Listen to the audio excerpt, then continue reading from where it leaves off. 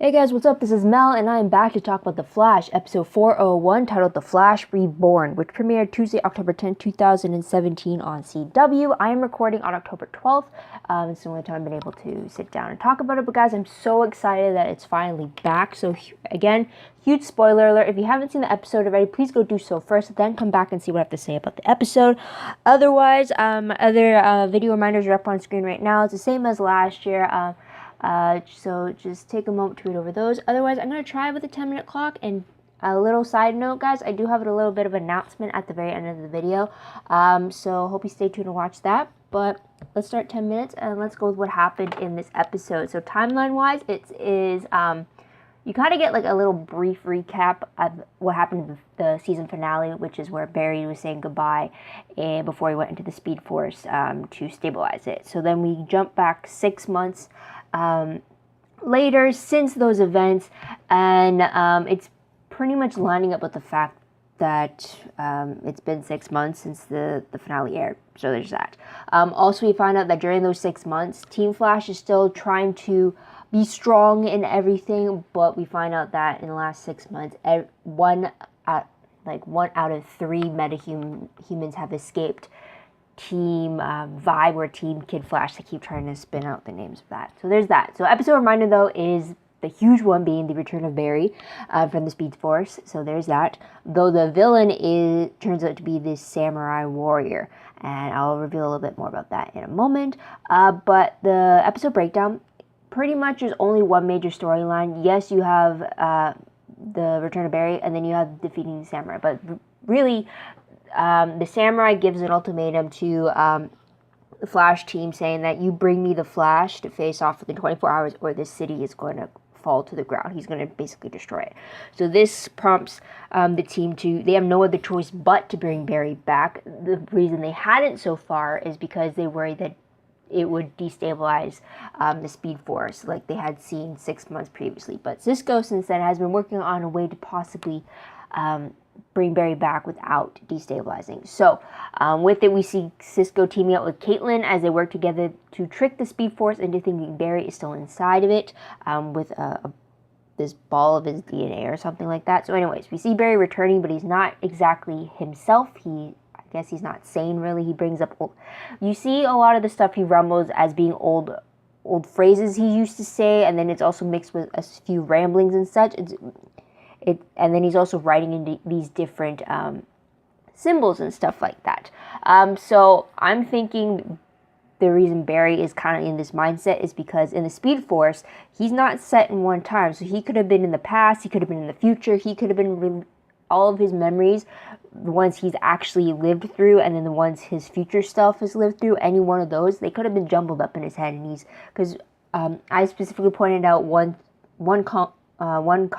comment that he had said specifically to Oliver Queen, and he replays that again. So it's a little throwback for a few phrases, but then with other ramblings about stars and stuff like that, and it makes you kind of wonder where exactly his mind is at, if it's scrambled. Because as you know as well, Savitar wanted to scatter himself through the Speed Force so that he is everywhere in time, type of thing. So anyways, we get the return of our Barry when he snaps out of it to rescue Iris, who was taken from the samurai. So there's that. Apparently, after the rescue, we found out that the last thing our Barry remembers was going into the Speed Force. He doesn't remember his return or his insane ramblings, anything like that. He doesn't remember. We also get confirmation that Barry is in perfect health, even for him, and he's a lot faster than he was before. We also get that Barry feels like he's been reborn. He views his time in the Speed Force as a blessing, not a curse like everyone else thought it would be, because to him, all the pain he had before going in, it's kind of gone for him. It's kind of a clean slate. It's a very different version of Barry we had, but he's nothing like the Barry with no memories we had, where he didn't have all those memories plaguing him, where you got a happy Barry. But this one, you have the Barry with the memories, but you don't have him plagued by them. So you kind of get a mix of the two in a sense. And we also have Barry in a new suit. We see it very briefly when he's actually chasing after the samurai, but I'll talk about the suit later on though. But the last moments of the episode reveal who was behind the samurai. It turns out the samurai was an actual robot who welcomed the Flash back in its final moments, and it turns out the Thinker was behind the samurai robot. It was his plan to get the Flash back. Not sure if he actually knew where he was or if he just thought he was on some sabbatical somewhere, but there's that. But tidbits, though. The first villain we actually see in the episode is the return of Peekaboo. She is the opening metahuman, and we see her go up against Cisco, Wally, and Joe, and they work together to take her down, with Iris working back at headquarters to kind of coordinate their attacks. Also, we learned that Julian went back to London. Don't know the reasons why. So there's that. We also learned that Cecile is almost done moving in with Joe. We see a little bit of them fighting over Joe's record collection. So there's that. And we also see that Caitlin can turn into Killer Frost when she's triggered. And when she does that, her hair actually shifts back and forth with the eyes. So we actually do see her with the blonde and the white eyes, and then going back to the regular brown hair, brown eyes type of thing very quickly. It almost gave off the impression like it's a split personality type of thing, though they are both acknowledgeable of each other in a sense, because when Killer Frost took over, she's like, oh, not again, or not yet, or something like that, and then Caitlin knew right afterwards, like, it happened again type of thing. She lost control for a moment. So there's that, and she also take on a bit of a rocker fashion style now, which is kind of cool. It's a different side of Caitlin and everything. And it worked with both versions of her too, though. Also, we get hints of Caitlin working with someone before she rejoined Team Flash. At the very end of the episode, we see Caitlin trying to cut off that deal with someone else before he kind of tried to intimidate her into getting back into the fold. But then Killer Frost came out to kind of put him in his place. And also, Cisco let it drop that Caitlin has two doctorates and a PhD. And that's why he thought she should be working with them instead of working at a bar as a bartender. But who knows? Maybe she likes not having to use the brain all the time. Who knows? But moving on to the most shocking moment of the episode, I think for me it has to be that the samurai was a robot. I was not expecting that whatsoever. Or the fact that he said, "Welcome back, Flash." Totally unexpected right there. But moving on to top 3 favorite moments, I have to say the first one has to be Cisco's determination to get his friend back, not only with Barry but also with Caitlin. Plus, I also like his enthusiasm over the plan to get Barry back, and that moment when he used the Speed Force cannon to open up the portal, and he's thinking, he's here, we finally done it and everything. Sorry, got interrupted. And he's so excited, and then all of a sudden to have Barry not come through the portal like he had thought. I really like that, because if he had just come through the portal like they had planned, they'd have been like, oh, okay, there would have been no surprise. So the fact that Barry actually appeared somewhere else through a breach, I like that a lot better.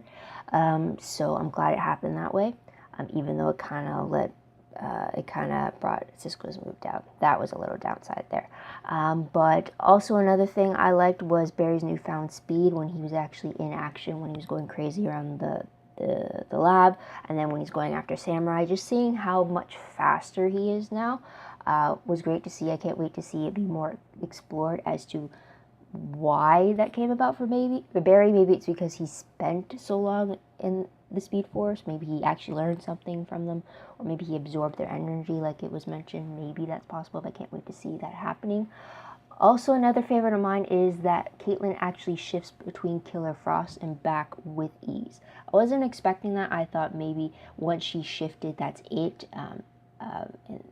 She can't go back, but it turns out she can go back. So I'm interested to see how she managed to work out that dynamic, and to see just what it takes for her to hit that trigger to get her into Killer Frost and back. So there's that. Also, another favorite I'd have to say would be just the overall dynamic between Barry, Cisco, and Caitlin. All 3 of them be happy that all 3 of them are back together again. Barry wishing Caitlin that, or saying that he's glad she's back, vice versa with her, and then Cisco telling Caitlin that he missed her and everything. I just really love the 3 of them together, so I'm glad that we got to see some rapport between them again. So moving on to top 3 peeved moments. A big one for me has to be Iris's refusal to get Barry back. I mean, she does explain why she felt like that, why she had to be so hardcore on the surface. She explains at the very end to Barry, but throughout the episode when it was actually happening, I was getting very frustrated, like Cisco was getting frustrated with her. It's like, this is someone who is your everything. This is someone you're supposed to be trying to do everything you can to get back. And here you are telling me to stop. I'm here to offer you a chance to do that, and you're telling me to stop it, to forget about it. So for me, I was very frustrated with that happening. Again, it makes sense when she later explains it, why she was like that. But again, in the moment, it's just like, no, you're supposed to be saying, yes, Cisco, do it, do everything you can to get him back, type of thing, not trying to tell him no, just leave it, let it be, type of thing. Another peeve of mine that I had was that Julian was not part of Team Flash anymore. He was he was a good addition to the team. He brought a different aspect to it, and I want to know why he's not on the team anymore. Like, what explanation did he have to return because of home or something? And there's the timer, so there's that. It was just, once he finally got accepted onto the team, the fact that he was finally friends with everyone on the team, and now he's gone. I didn't like that. But what I'll remember most when I look back on this episode, the fact that we have a faster Flash. That is definitely going to be a huge reminder right there. But random questions very quickly. First one being, why would the Thinker want the Flash back? That's one question right there. Second, could Barry's scribbles and rambles actually mean something more? It kind of sucks that he doesn't remember it, but it kind of go figure that he wouldn't. It's probably going to be something important later on down the line. Another one question being, how long did Barry spend in the Speed Force? Caitlin said the 6 months for them that Barry has been gone could feel like 10,000 years for Barry, but was it actually that long for him, or is it a bigger number, a smaller number? What do you think about that?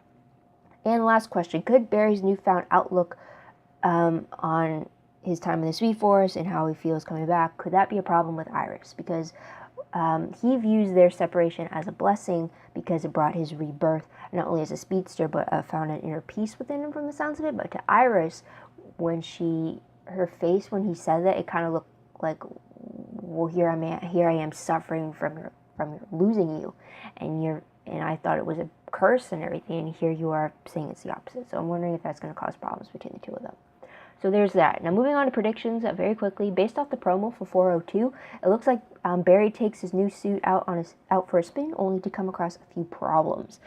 So there's that. It doesn't allude as to what the problems could be, but the synopsis for the episode does, which reads that Barry has his hands full when he takes on a dangerous meta who can control technology while also confronting an obstacle in his personal life.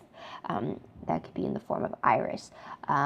Which is the ramifications of abandoning Iris for 6 months to balance the Speed Force. Meanwhile, Gypsy breaches in for a hot date with Cisco, but she gets annoyed when his work keeps them apart.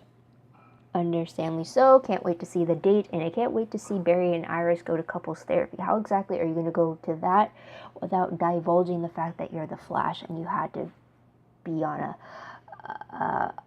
be away for 6 months to balance this Speed Force that isn't seen, type of thing. So there's that. There's no new questions off of that though, but I did mention that I had a little bit of news at the very end, and it's not really news, but thank you for staying to the very end. But it's pretty much a warning saying that I won't be covering all the episodes this year like I did last year. I'm only going to be doing videos for episodes that maybe drop a plot bombshell on us, have a huge reveal, something like that that's very groundbreaking for the storyline. So there's that, and I'm also definitely going to do episodes that will have special character appearances, whether they are crossover appearances from either Arrow or Legends or Supergirl, or if they're just old characters that we'll finally get to see again, like Dr. Wells from Earth 2, stuff like that. So that's pretty much about it, guys. But what did you guys think of the premiere? What did you guys like about it? What do you think is going to happen this season? Let me know in the comments down below. Love to hear your own thoughts, theories, predictions about what you think is going to happen next. Also, don't forget to like this video, subscribe to my channel, and check out my other videos if you haven't done so already. If you want, check out my Tumblr page. The link for that is down below. I read blog promos, web clips, quotes, gifs, synopses, news, all that good stuff. I found last year I was behind a lot more frequently. I'm going to try to be on point with it this year. Most of it's because of all the videos from last year, so kind of trying to balancing out. So I hope you check it out. It's also connected to my WordPress account, which is linked down below as well. Everything I post online is connected through WordPress. It's a little more organized, but it's a work in progress, so I do hope you check it out. And I believe that's about it, guys. So thank you so much for tuning in. Thank you so much for your patience. I hope you come back every once in a while to see if I have a new Flash video up. But until then, guys, this is Mel. Wish you a great day, great week wherever you are. Bye for now.